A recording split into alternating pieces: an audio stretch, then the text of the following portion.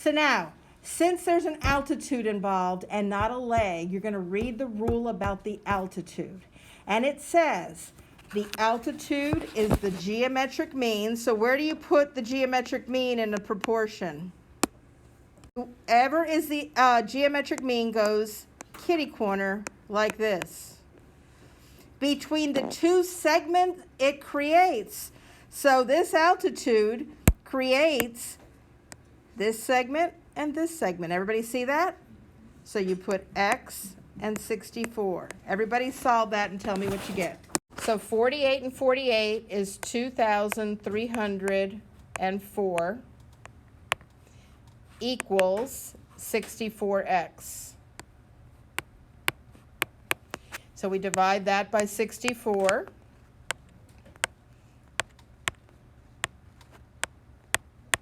And we get X equals 36.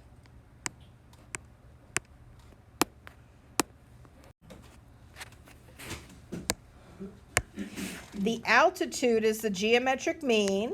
So we do X and X, because in this picture, the altitude's an X. Excuse my pencil, it's not working very well. Between the two segments it creates. Well, if this is 16, that's one of the segments. And it doesn't give me this one over here. So I have to take 25 minus 16. And I get a 9.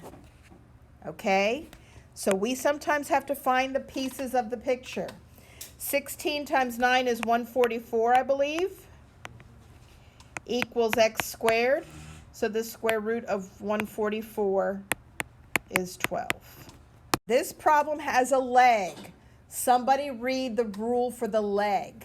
The second rule. Each leg in the or how do you say it?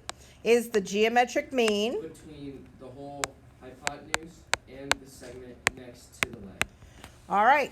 How much does the whole hypotenuse measure? 25. Everybody understand that? Yes. And what is the segment next to that leg? Who's closer to the X? Is it the 9 or the 16? 9. So now do that one.